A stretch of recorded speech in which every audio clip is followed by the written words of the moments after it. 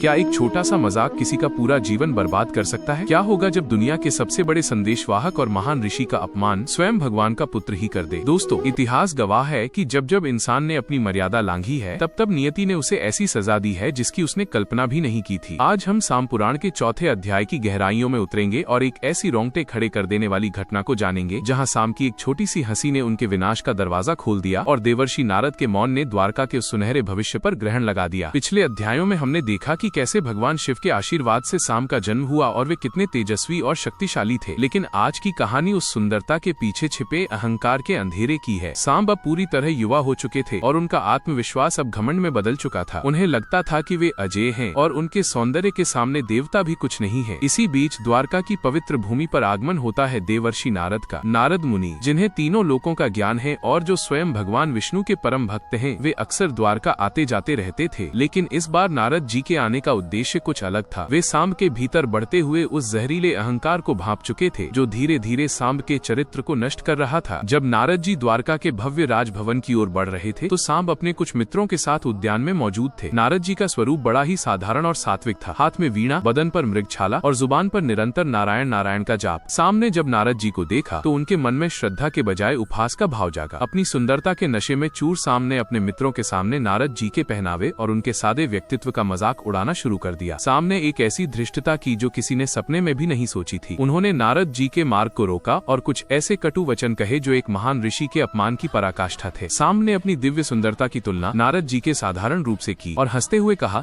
कि हे मुनि, आप जैसे वैरागी इस वैभवशाली द्वारका में क्या कर रहे हैं? यहाँ तो केवल सुंदर और विलासी लोगों का वास होना चाहिए। नारद मुनि, जो अत्यंत शांत और गंभीर स्वभाव के थे, वे साम की इस मूर्खता को देख रहे थे। वे जानते थे कि साम केवल एक व्यक्ति का अपमान नहीं कर रहे, बल्कि वे उस ज्ञान और तपस्या की परंपरा का अपमान कर रहे हैं जिसके स्तंभ स्वयं नारद जी हैं। नारद जी के मन में क्रोध नहीं बल्कि एक करुणा जागी कि कैसे एक सुंदर पात्र भीतर से इतना खोखला हो सकता है। उन्हें समझ आ गया कि साम को सही रास्ते पर लाने के लिए अब केवल शब्दों से काम नहीं चलेगा, बल्कि एक कड़े प्रहार की आवश्यकता है। नारद मुनि ने उस समय साम को पलटकर कोई जवाब नहीं दिया। वे चुपचाप वहाँ से आगे बढ़ गए। लेकिन उनके मन में एक ऐसी योजना बन चुकी थी जो साम के अहंकार को जड़ से मिटा देने वाली थी। वे जानते थे कि साम को उनके कर्मों का फल चखाना ही होगा ताकि आने वाली पीढ़ियों को यह सीख मिल सके। नारद जी सीधे भगवान श्री कृष्ण के निजी कक्ष की ओर मुड़े। यहाँ से शुरू होता है वो घटनाक्रम जिसे समझ पाना साम की बुद्धि के बाहर था। नारद मुनि ने कृष्ण जी से मिलने के बाद बड़ी ही चतुराई से बातों का रुख साम के व्यवहार की ओर मोड़ दिया। नारद जी ने अपनी माया का उपयोग करते हुए कृष्ण जी को आगाह किया कि साम का ये अनियंत्रित स्वभाव और उसका बढ़ता हुआ घमंड आगे चलकर यदुवंश के लिए एक बड़ा संकट खड़ा कर सकता है। उन्होंने कृष्ण जी के मन में एक ऐसा संदेह पैदा किया जो आगे चलकर एक भयानक श्राप की नींव बनने वाला था। इस चौथे अध्याय की सबसे बड़ी सीख यही है कि अहंकार इंसान की बुद्धि को सबसे पहले हर लेता है। साम को लगा कि उन्होंने एक कमजोर साधु का मजाक उड़ाया है, लेकिन वे यह भूल गए कि वो साधु साक्षात नियति का संदेशवाहक भी हो सकता है। साम की वो एक पल की हंसी अब उनके जीवन के सबसे गहरे आंसुओं में बदलने वाली थी। नारद जी ने आखिर कृष्ण जी से एकांत में ऐसा क्या कहा जिससे साम का पूरा भविष्य दांव पर लग गया, और वो कौन सी ऐसी मायावी चाल थी जिसमें साम पूरी तरह फंसने वाले थे? ये सब हम जानेंगे अगले भाग में, जहाँ हम देखेंगे नारद की माया और भगवान श्री कृष्ण का वो क्रोध जिसने इतिहास की दिशा ही बदल दी। अगर आपको साम पुराण की ये कड़ी पसंद आई है तो इस वीडियो को लाइक जरूर करें। हमारे इस सफर का हिस्सा बनने के लिए चैनल को अभी सब्सक्राइब करें और बेल आइकन दबाएं ताकि अगला अध्याय आपसे मिस न हो। कमेंट बॉक्स में अपनी राय दें कि क्या सुंदरता किसी को दूसरों के अपमान का हक देती है, और अपनी हाजिरी लगाने के लिए जय श्री कृष्ण जरूर लिखें। मिलते हैं अगले अध्याय में जहाँ कहानी एक बहुत ही डरावना मोड़ लेने वाली है।